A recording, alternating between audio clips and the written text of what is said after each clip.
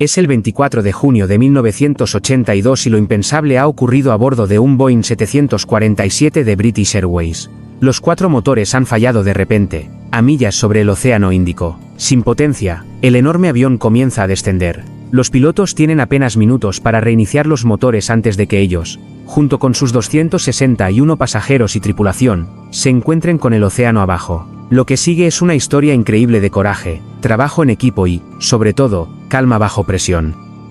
A bordo, todo había comenzado como cualquier otro vuelo. A las 9 de la noche, 3 pilotos y 12 auxiliares de vuelo abordaron el gigantesco Boeing 747 en Kuala Lumpur, Malasia. Los esperaban 248 pasajeros, la mayoría de los cuales habían comenzado el viaje en el aeropuerto de Heathrow, en Londres, casi un día antes. Para muchos pasajeros, la travesía había sido larga.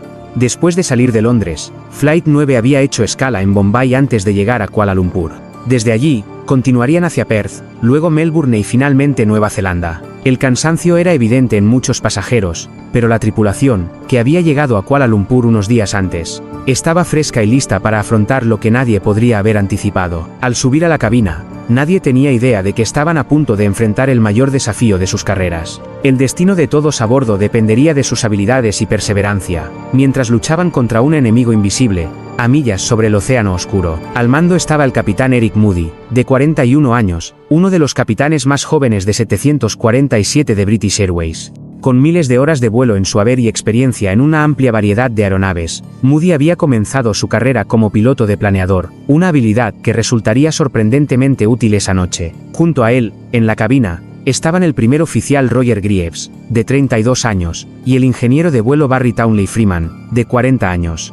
Un experto que conocía los sistemas del avión al detalle y formaba a nuevos ingenieros de vuelo. En otras palabras, los pasajeros no podrían haber estado en mejores manos. A las 20:48, el enorme avión se desplazó hacia la pista de despegue en Kuala Lumpur.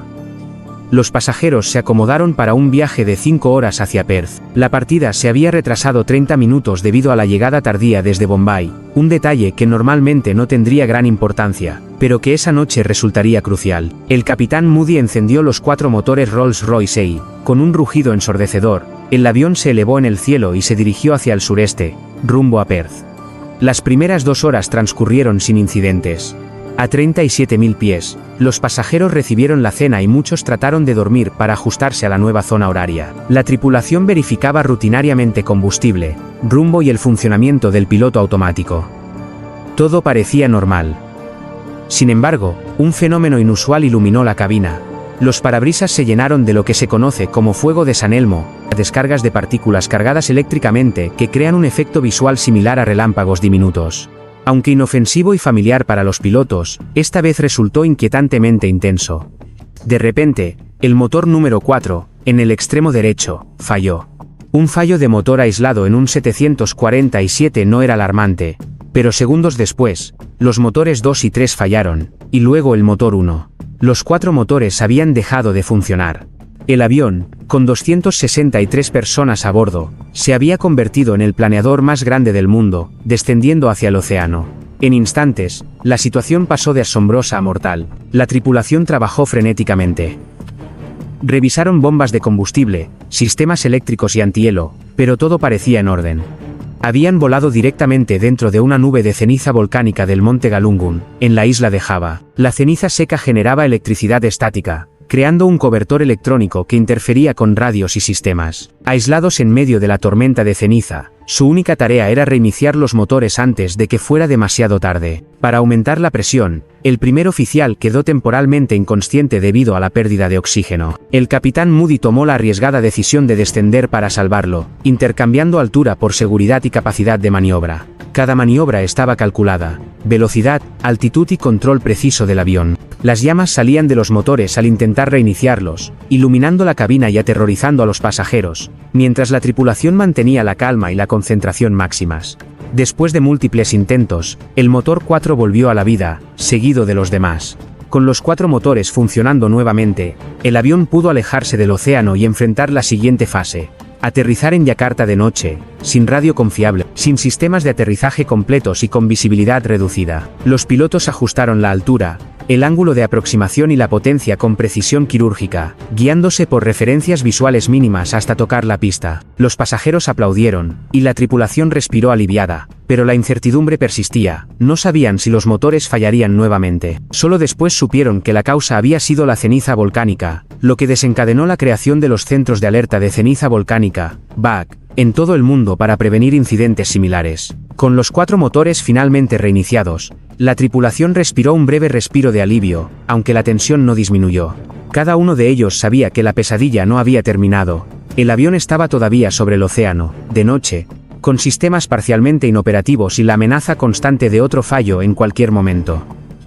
La ceniza volcánica seguía acumulándose en los motores, y la incertidumbre tecnológica hacía que cada segundo fuera crítico. El primer obstáculo inmediato era la proximidad de las montañas hacia Jakarta.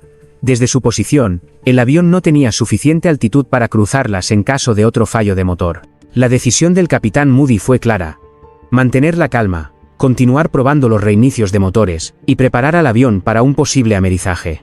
La tripulación de cabina recibió instrucciones de reforzar la seguridad de los pasajeros, aunque la comunicación era limitada por la interferencia de la ceniza en los sistemas electrónicos y la incomodidad de las máscaras de oxígeno. El primer oficial Greaves, a pesar de su breve exposición al oxígeno limitado, se reincorporó a la operación. Juntos, los 3 pilotos ajustaron cuidadosamente la velocidad y la altitud del avión, balanceando la energía cinética y la altura potencial. Cada maniobra era una danza precisa. Demasiado rápido y podrían exceder los límites de los motores. Demasiado lento y el avión corría riesgo de pérdida de sustentación. Cada centímetro de su trayecto dependía de cálculos rápidos y exactos. Mientras tanto, en la cabina de pasajeros, la atmósfera era una mezcla de confusión y miedo. Los asistentes de vuelo intentaban tranquilizar a los pasajeros, aunque los estruendos de los motores apagados y las luces rojas de advertencia en la cabina no ayudaban a calmar los ánimos.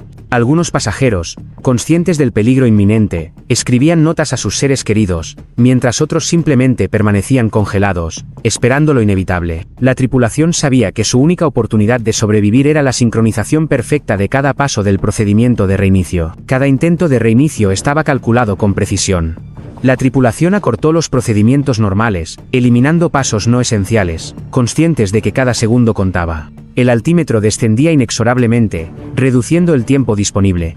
Con cada reinicio fallido, el peso de la responsabilidad aumentaba, pero la determinación de los pilotos no flaqueó. Su entrenamiento, experiencia y una férrea voluntad se combinaron en una coreografía perfecta de esfuerzo humano contra la adversidad. Finalmente, tras múltiples intentos, el motor número 4 rugió de nuevo, seguido del número 3 y, en cuestión de segundos, los motores 1 y 2 se reincorporaron a la vida. La tensión en la cabina se transformó en un alivio contenida. La pesadilla inmediata había terminado. Pero la experiencia les había enseñado que aún quedaba la fase más crítica. El aterrizaje en Jakarta. El control de tráfico aéreo confirmó la situación del avión gracias a la intervención de un vuelo de Singapore Airlines que, siguiendo a Flight 9, retransmitió la información que los controladores no podían recibir correctamente. Esta colaboración inesperada resultó crucial para la supervivencia de todos a bordo. Ahora, con motores funcionando pero sistemas parcialmente comprometidos, los pilotos iniciaron la aproximación a la pista. El aterrizaje, de noche y sin la referencia completa del sistema de guía vertical Glide Slope, exigió habilidades extraordinarias. Los pilotos combinaron referencias visuales mínimas con información parcial del radar y del primer oficial, improvisando un glide slope virtual para guiar el descenso. La visibilidad estaba reducida por niebla ligera y un efecto óptico causado por la ceniza, haciendo que las luces de la ciudad se difuminaran y que la pista pareciera desaparecer. Con calma y concentración extrema, el capitán Moody maniobró apoyándose en la ventana izquierda, alineando el avión con la pista mientras el primer oficial proporcionaba indicaciones precisas de altura y velocidad. Cada ajuste era crítico, un error mínimo podría significar un desastre. Al final, con un toque perfecto, el Boeing 747 tocó la pista. Los pasajeros, que habían soportado el terror de perder los 4 motores, estallaron en aplausos.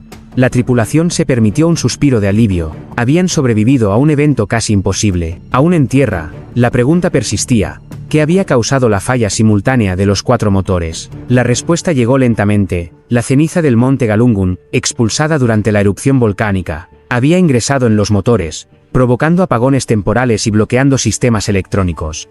Este incidente, aunque aterrador, tuvo consecuencias significativas para la aviación mundial. Se establecieron centros de alerta de ceniza volcánica, EVAC, para monitorear actividad volcánica y emitir advertencias inmediatas a aeronaves en riesgo, reduciendo drásticamente la probabilidad de que un evento similar volviera a ocurrir. El capitán Moody reflexionó posteriormente sobre la valentía de sus colegas. Lo único que lamento es que mi primer oficial y mi ingeniero de vuelo no recibieran una medalla de la reina. Fue un error de la administración de British Airways no honrarlos. Y aunque la experiencia dejó secuelas de tensión y agotamiento, también resaltó lo mejor de la aviación: entrenamiento, profesionalismo y la capacidad de mantener la calma en la más extrema adversidad. Tras el aterrizaje exitoso en Jakarta, el alivio fue inmenso, pero el trabajo no había terminado. Los pasajeros fueron evacuados y llevados a seguridad, mientras la tripulación y los técnicos comenzaron a inspeccionar la aeronave. La magnitud del incidente era evidente.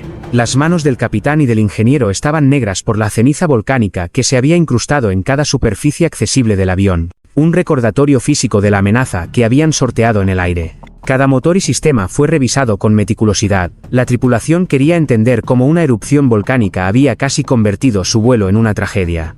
La investigación reveló que la ceniza volcánica de Monte Galungun había penetrado los motores y bloqueado el flujo de aire, causando la pérdida de potencia. La ceniza también afectó los sistemas electrónicos, generando interferencias en las comunicaciones y provocando el fenómeno visual conocido como Saint Elmo's Fire en los parabrisas y las alas. Para la tripulación, todo esto había sido desconocido hasta ese momento. Habían tenido que improvisar, confiar en su experiencia y en la cooperación mutua para mantener el avión en vuelo. A nivel internacional, la reacción fue inmediata. La experiencia de British Airways Flight 9 sentó un precedente para la seguridad aérea moderna. Antes del incidente, la amenaza de ceniza volcánica no era ampliamente comprendida ni monitoreada. Tras el evento, se creó una red global de centros de alerta de ceniza volcánica, EVAC, con la misión de advertir a las aerolíneas y controlar la seguridad de las rutas de vuelo. Esta medida preventiva evitó que tragedias similares ocurrieran en el futuro, mostrando cómo un incidente crítico puede llevar a mejoras permanentes en la seguridad de la aviación. Para los pasajeros, la experiencia dejó un impacto profundo. Muchos describieron el vuelo como aterrador, un episodio que mezclaba miedo, incertidumbre y admiración por la tripulación. Algunos continuaron el viaje con historias que contaban una experiencia que parecía de ciencia ficción. Luces brillantes y azules que iluminaban la cabina, motores que fallaban y se reiniciaban, y la sensación de que estaban flotando literalmente entre el cielo y el océano. Los vuelos posteriores a la zona se suspendieron temporalmente hasta que se comprendió mejor la magnitud de la erupción. El capitán Moody, el primer oficial Gribbs y el ingeniero de vuelo Townley Freeman fueron reconocidos por su profesionalismo y determinación. La historia de Flight 9 se convirtió en un caso de estudio en escuelas de aviación de todo el mundo, ejemplificando la importancia del entrenamiento, la calma bajo presión y la toma de decisiones críticas. Cada elección, desde la gestión de la altitud hasta la decisión de reiniciar los motores fuera de procedimiento, ilustraba cómo la habilidad y la cooperación podían superar lo aparentemente imposible. En los meses posteriores, los sistemas de alerta y la formación de pilotos se actualizaron para incluir procedimientos específicos ante nubes de ceniza volcánica. Las aerolíneas comenzaron a monitorear los informes geológicos y a ajustar rutas de vuelo en tiempo real, asegurando que ningún avión repitiera la experiencia de Flight 9. Este cambio, motivado por un solo vuelo, transformó la seguridad aérea a nivel global, protegiendo a millones de pasajeros cada año. Finalmente, el recuerdo de aquella noche se mantuvo vivo en la memoria de quienes la vivieron. La tripulación recordó con claridad cada momento: el asombro inicial ante el Saint Elmo's Fire, la incredulidad cuando todos los motores fallaron, la lucha por reiniciarlos, el descenso para salvar al primer oficial, y el aterrizaje final con la ciudad de Jakarta iluminando la noche. Cada detalle servía como un recordatorio de lo que la valentía, la experiencia y la cooperación podían lograr frente a lo extraordinario. La historia de British Airways Flight 9 no solo es un relato de supervivencia, sino una lección perdurable sobre preparación, ingenio y la capacidad humana de mantener la calma bajo presión extrema. Gracias a esta experiencia, la aviación moderna es más segura y los procedimientos para situaciones de emergencia están mejor definidos, asegurando que cada vuelo tenga un margen de seguridad incluso ante los eventos más inesperados. En conclusión, Flight 9 se convirtió en un hito histórico de la aviación, demostrando que incluso frente a una catástrofe potencialmente fatal, la combinación de habilidad, trabajo en equipo y determinación puede convertir lo imposible en supervivencia. Los héroes de aquella noche, Moody, Graves y Townley Freeman, demostraron que la preparación y la valentía no solo salvan vidas, sino que cambian la historia de la aviación para siempre.